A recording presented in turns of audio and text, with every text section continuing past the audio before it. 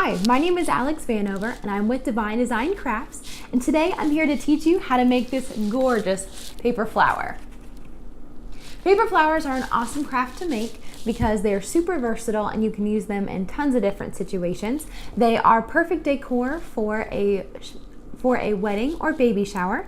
They also look wonderful in nurseries and children's rooms, and they even look great if you make a bunch of flowers of different sizes and stick them all together on a wall. They make a beautiful piece of decoration. So let's talk about what you need to get started. First, you'll need lots of cardstock. I purchased the Essentials package from Michaels, which had about 200 sheets in it for about $15. It has like 8 sheets of each piece of paper, of each color of paper, and it's perfect because you can make lots of flowers and lots of different colors. The number of sheets of paper that you'll need depends on the size of your petals.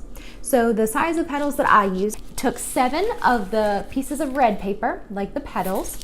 The inner center and the stamen, which is the 3-dimensional part of the flower, each were a different color, so they just needed 1 sheet of paper. So other than paper, you'll also need a hot glue gun to glue everything together, as well as a dowel rod. You can purchase craft dowel rods from the craft store or even from Walmart in the craft aisle. I think they were about $1, and they're the perfect tool to give your paper petals a nice natural finish. So I did not create the file that made this flower. I purchased it from Etsy. The name of the shop is called Miss Lori's Creative Cut, and the name of the flower, or the name of the SVG, is Giant Flower Template. So you're welcome to purchase that if you'd like, or any other paper flower template that is similar in style will work just fine. It doesn't have to be that exact file. After you purchase your SVG, you'll want to upload your SVG into Cricut Design Space. So sign into Design Space and click Upload, then click Upload Image. Go to wherever your file is saved and click on it. Since it's an SVG, it's already going to come in already cleaned up for you, which is really nice. Then name it something you can remember.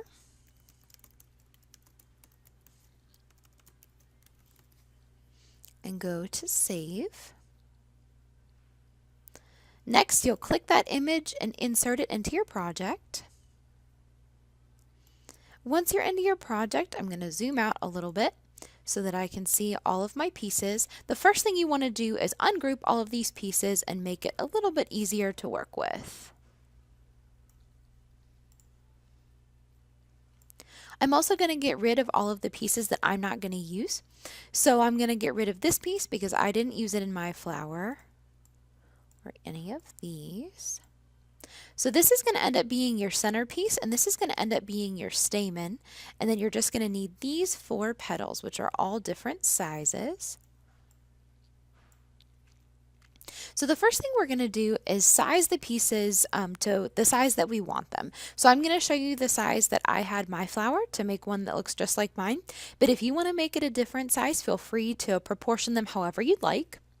My tallest flower was 8 inches high. Or excuse me, my tallest petal. My second tallest petal was 6.5 inches high.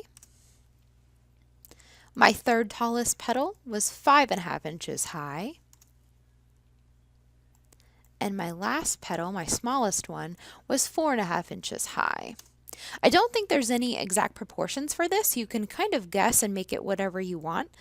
And then we're also going to resize the stamen. So in order to change the proportions of the stamen, I'm going to click the unlock button, and I'm going to make the stamen 5 inches wide by 3 inches tall.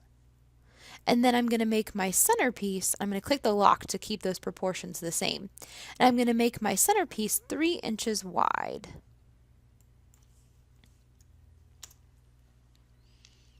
And then a piece that's not in your SVG but will serve as your base is just a plain circle. So go to the Shapes button and insert a circle.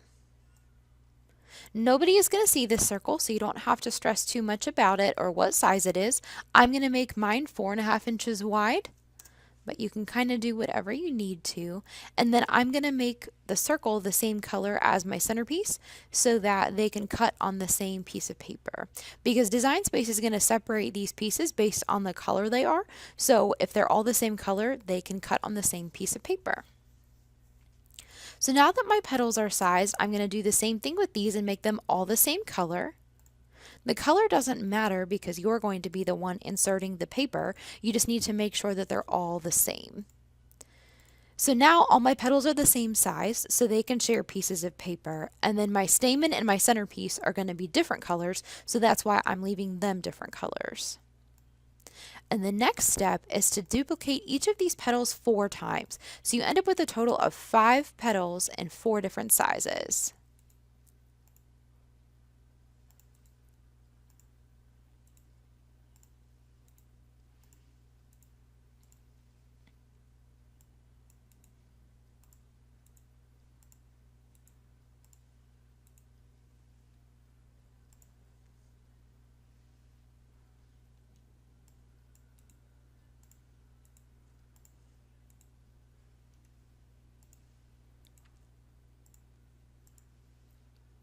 Before you move on to the next screen, you want to make sure that you save your project, because for some reason, if your connection gets interrupted or you have to go back to this screen, the SVG will go back to its original state. And now that you've got it all cleaned up in the way that you want it, you definitely want to save it.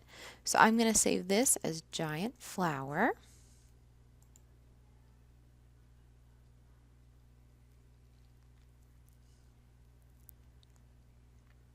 Next, we're going to go to the Make It screen.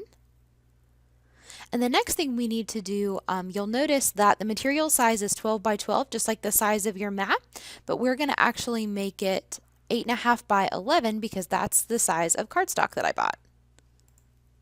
So if you use 12 by 12 paper, leave it 12 by 12. If you bought regular cardstock like me, that's 8.5 by 11. Make sure you change it. And all of these should have become the same.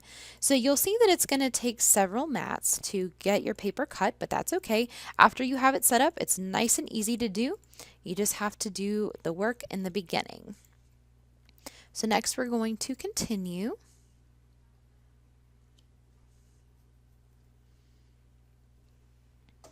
Once your machine connects, make sure that your material is set to cardstock.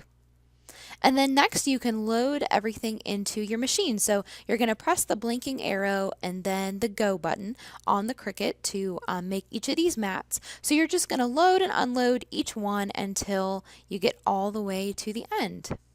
Once you're finished cutting, you should have 4 different petal sizes and 5 of each of those petals, so a total of 20 petals, as well as the centerpieces that you plan to use. So the first step in making your paper flower is to give some of those petals some curve. When you see flowers in nature, they don't look stiff, and so we're going to work the paper that same way so that our flowers look nice and natural. So my favorite way to do that is to start with the largest petals and actually bend it backwards over your arm so that you give it a nice kind of gentle slope, but also a natural slope. And you can do that with the largest sizes of petals. And then as you get to the smaller petals, your arm may not work as well. You can also do things like run it against the table to give it some curve, or you can also use that handy dandy dowel rod.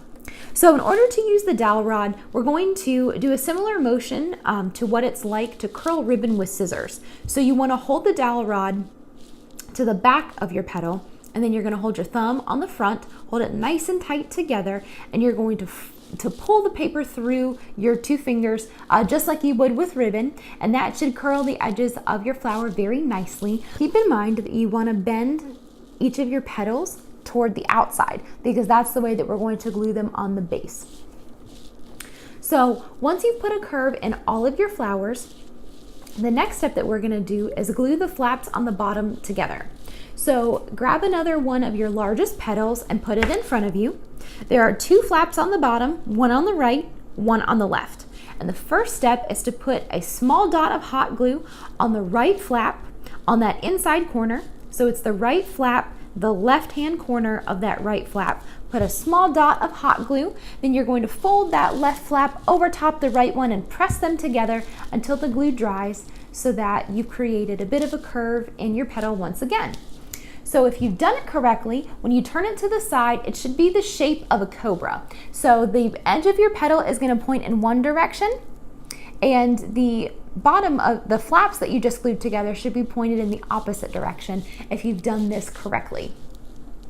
So start with your largest petals and move all the way through and do that on all the sizes of petals that you have. Once you've glued everything together, the next step is to start on your flower.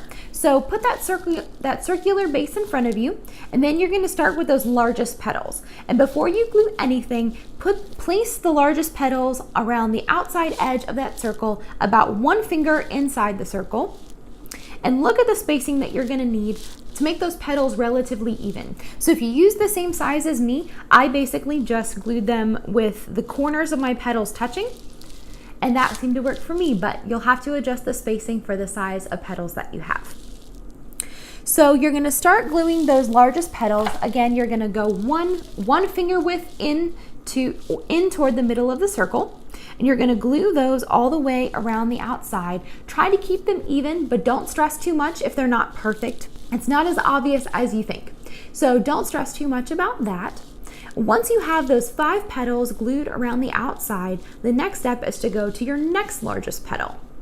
And the way that you're going to place those is the gaps that we're going to refer to as windows. So the gaps between your largest petals, in those windows, is where you're going to glue your next set of petals. You're going to go about another finger width in toward the center of the circle, and you're going to glue all of those 5 petals inside the windows left by your largest petals, and you're going to repeat those same 2 steps with your next 2 sizes.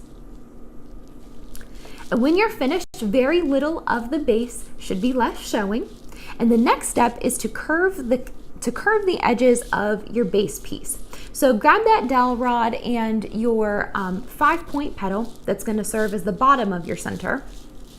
And we're going to do that same ribbon curling motion on this piece, except that we are going to curl the edges of this petal in toward us. It's the only petal that we're going to curl the edges inward.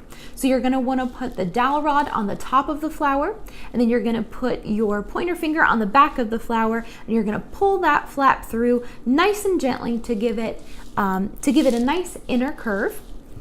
When you're satisfied with all the points of that petal, go ahead and put some hot glue on the back of that and stick it in the very center. When you're finished with that, you shouldn't be able to see the base of your circle anymore. So you should only see the colors of petals that you chose. So the last step to finishing your flower is creating the stamen, or this inner 3-dimensional portion of the flower, and making it look nice and natural. So hold it so that the long way is facing you, so that there's a rectangle on the top and bottom that is uncut, and the slits are facing in the same direction as you. You want to fold that top portion toward the bottom, straight in half, but don't push too hard to make harsh creases in all of the loops. So just sort of pat it down so that you are folding it in half, but not too harshly.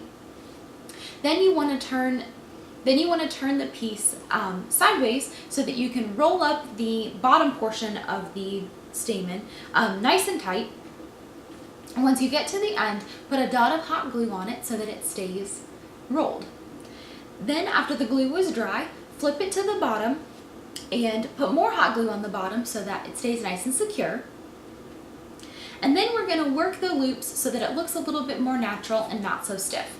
So hold it with the loop end up, and you're going to fluff those out. You can also turn it over and sort of lightly put it on the table so that they fan out in a nice natural motion. And once you're satisfied with the look of your stamen, you're ready to glue.